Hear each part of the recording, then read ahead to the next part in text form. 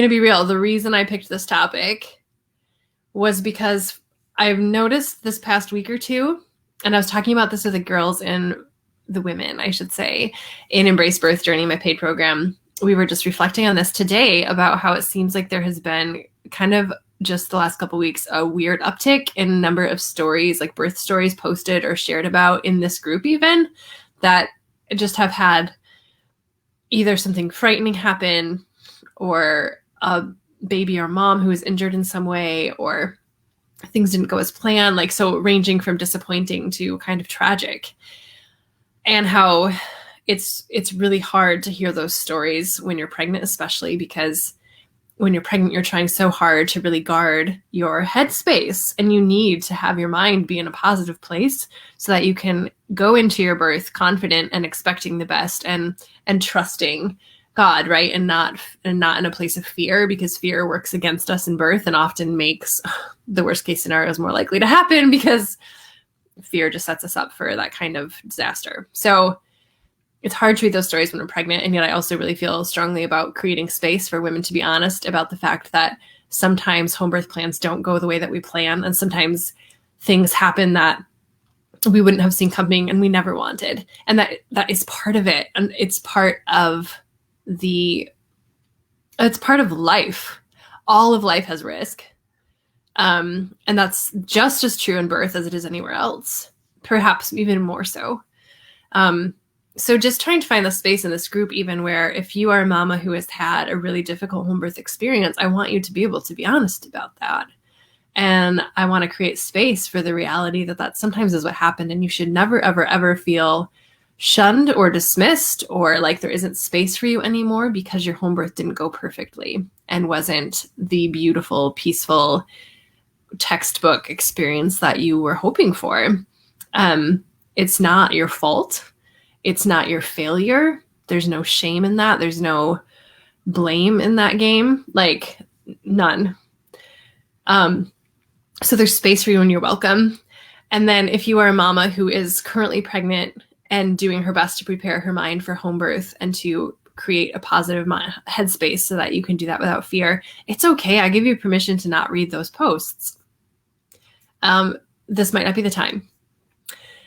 And if you are somebody posting the hard stories, it might be helpful if you wouldn't mind to just preface that with a little note about like trigger warning is a common language that I see in many other groups. If that doesn't fit for you, just in some way, shape, or form, prefacing your story with, hey, this story contains some hard parts. If you're not in a headspace to hear this right now, maybe don't read it, but please don't feel like you can't post it. You might just want to buffer it. Okay. All right. So I want to tell you a story now about my chicken. This is related, I promise. So our chickens are free range chickens. So every morning we let them out of their run and they are allowed to have free range of our entire 1.5 acres of property. And to be honest, sometimes our neighbor's property because they wander. So they get to forage, they get to dig around for bugs and find fresh greens and just live their best chicken life. Chickens love to be free range. It's good for them. It's how they get their best and most well-rounded nutrition and cover all their bases. It is a happy chicken life, right? And so that's why we do it. We do it because it is a good life for them. But here's the thing. It comes with risk. Because they're free range, they are also exposed to certain risks that they wouldn't be exposed to if we kept them locked inside a pen all day. They are more vulnerable to attack from predators during the daytime, like hawks that can sweep down and get them, or wild animals because we live near woods, or neighborhood dogs, or getting hit by a car. We do calculated risk assessment for our chickens, as ridiculous as this sounds. So the other day when one of our hens went missing and was presumed dead, my daughter was weeping like I could have, if I had known, I could have stopped it. I would have done something different. I could have kept her from getting killed or lost or whatever. And I had to say, honey, you couldn't have known that was coming. There's no way you could have known, because we did the same thing this time as we've done every other day. We took care of the chickens the exact same way. We did our best by them. We gave them their free range best life, which every other day has been completely safe and fine for them. There's no way you could have known that on this one particular day, this rare instance, that this would have happened to her. And even if you could have known, would you really have rather kept her locked up in an 8x10 pen all day, every day, just so that she doesn't face that risk? Would she have loved her life? Would that have been a good life? Would that have given her the opportunities that came with the risk of being free range? Do you hear my metaphor here? This might be a little bit of a long shot because it's chickens, but truly I see it really similarly when it comes to home birth. So when we're choosing to give birth outside the hospital, are there risks associated with that? Yes, absolutely. We do a risk assessment. We decide that because of the potential benefits of home birth, which are giving ourselves and our babies the best possible chance at a strong start, where we are physiologically allowing birth to unfold naturally, physiologically, without disruption, which has so many benefits for the mother and the baby, both hormonally and physically, and with their bonding. There are so many potential benefits of opening ourselves up to home birth that we have to accept with that there's also risk. Okay? There just is. So are the benefits of that home birth, the potential benefits that you could reap, the joy in that, the fresh start, the not being exposed to unwanted interventions and surgeries, are those benefits big enough for you that you're able to tolerate the risk that also comes with it? It's called a risk-benefit analysis, and we do it in all of our lives. Let's take another example. I don't even know if I should say the word. This virus that has been circulating for over a year now, there has been two approaches. There are people who look at the risk of the virus and they look at the benefits of living a life without masks or without vaccines, and decide that to them, the value of living their life with other people in community, keeping their business running, not being masked, and not accepting the risks of a vaccine that's new and not tested for the long term yet, is worth also exposing themselves to the risk of being infected with a virus. And there are other people that look at that same situation and do their own risk-benefit analysis and make the opposite conclusion, that to them, it is more valuable to them to be guaranteed that they will live and not be infected with this disease than it is to have the cost of wearing. They're willing to have the cost of wearing a mask or getting a vaccine that is perhaps a little bit unknown in order to guarantee that they're not going to get this sickness, right?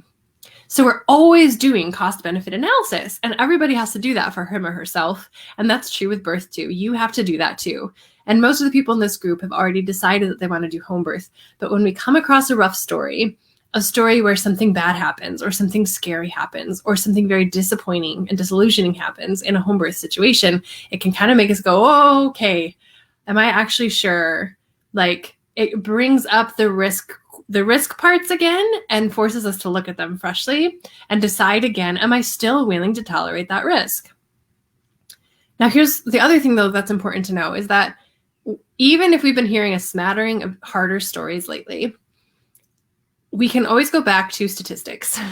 There is not a lot of research about home birth safety from a peer-reviewed journal article standpoint, but there is one or two. And the little bits of research that we have, including the largest one that had multiple thousands of people in it, and it compared outcomes at planned hospital birth with outcomes at a planned midwife-attended home birth. And what they found in this study was that on measures like maternal morbidity and mortality, infant mortality and morbidity, if you don't know those terms, mortality means death and morbidity means injury, okay? So they looked at mother and baby, death and injury. They also looked at interventions, like rate of interventions and rate of cesareans. That might be it. Anyway, here's a very quick summary of that data. is that the home birth with a midwife group, their outcomes were just as good, if not better. On everyone, they were just as good or better than the hospital group on a statistical level. Statistical analysis done by the statisticians and the researchers, okay? So you might be seeing rough stories sometimes, but it's important to remember that statistically, home birth is actually not, as far as we can tell, is not more likely to have bad outcomes than a hospital birth is. So you can take some rest in that. And here's another thing that we need to make sure we talk about when we talk about risk is, does home birth come with risk? Yes, it does. Does hospital birth come with risk? Yes, it does. It does. It does.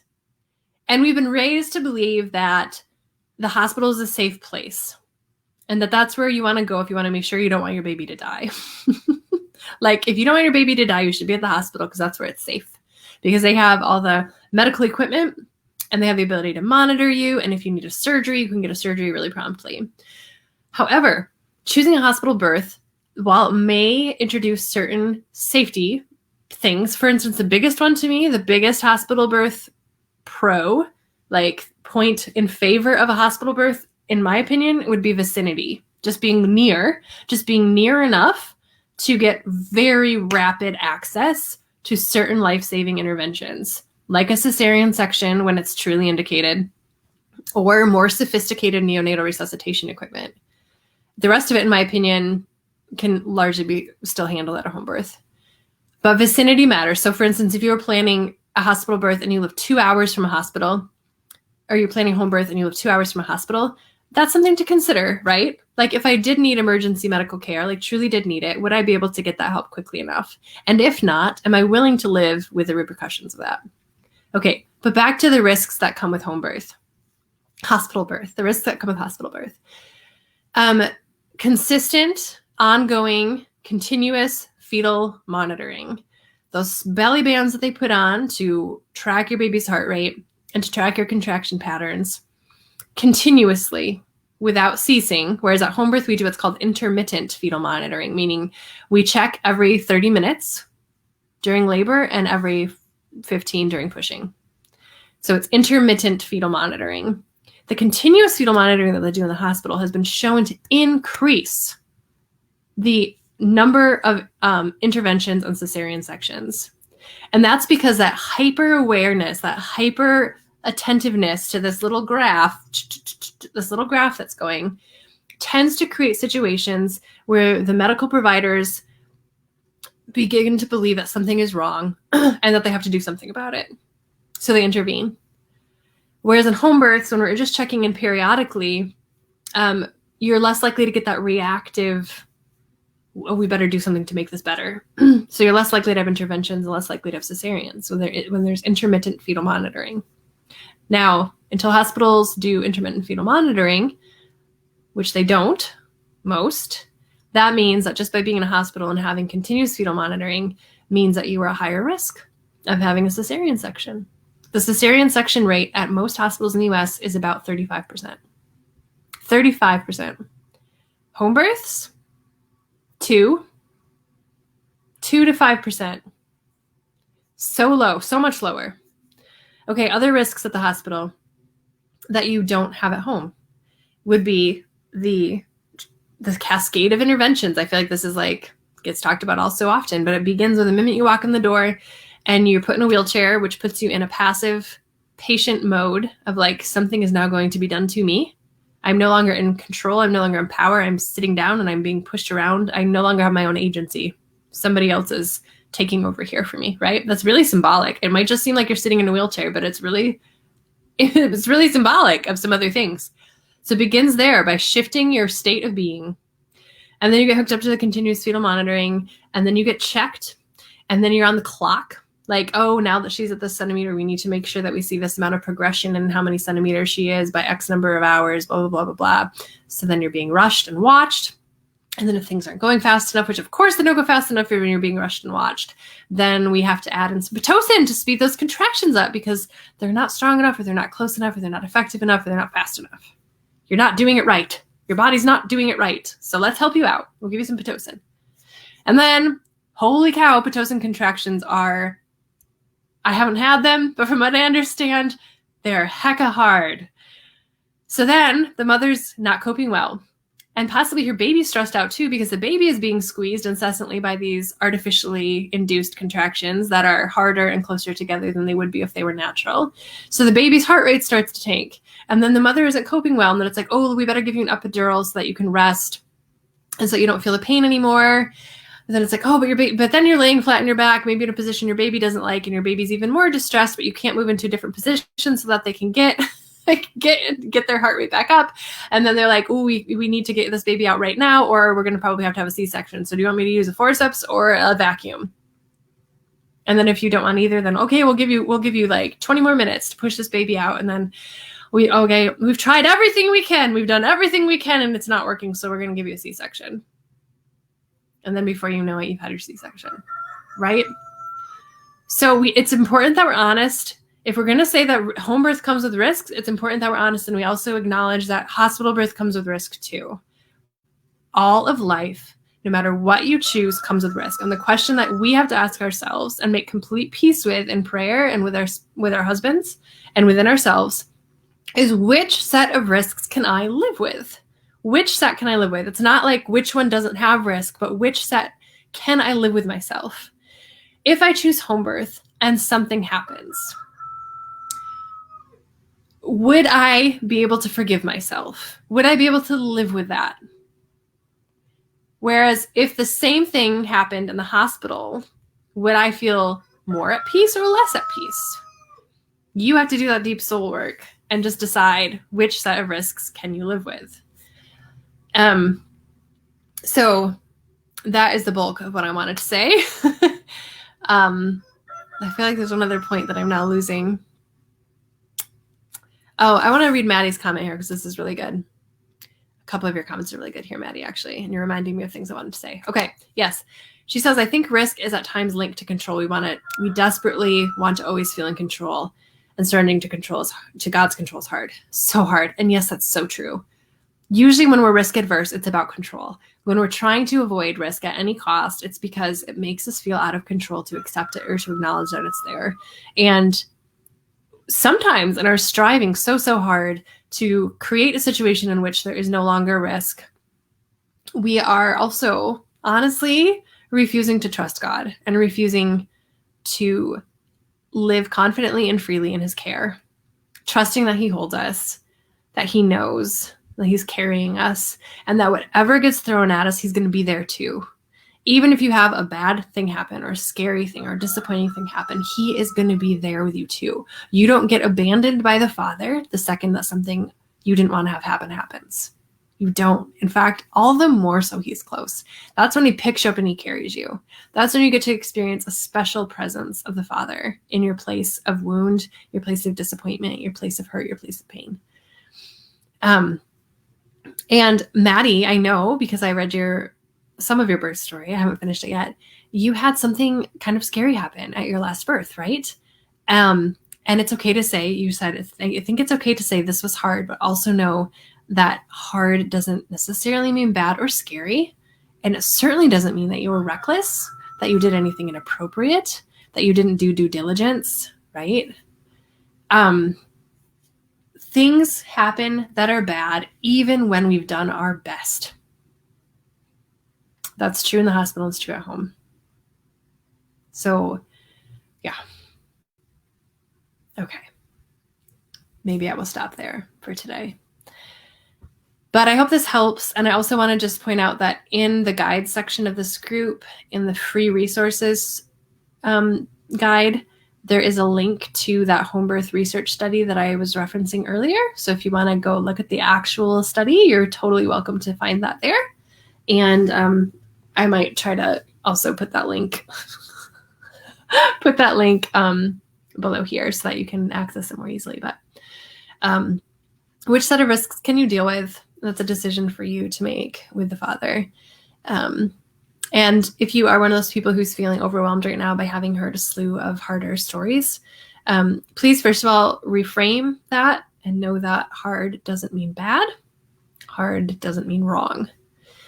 And secondly, please go seek out some great birth stories. You can use the birth stories topic tag in this group to read others that people have shared. There's a ton of great ones that are just really happy and smooth and powerful and easy.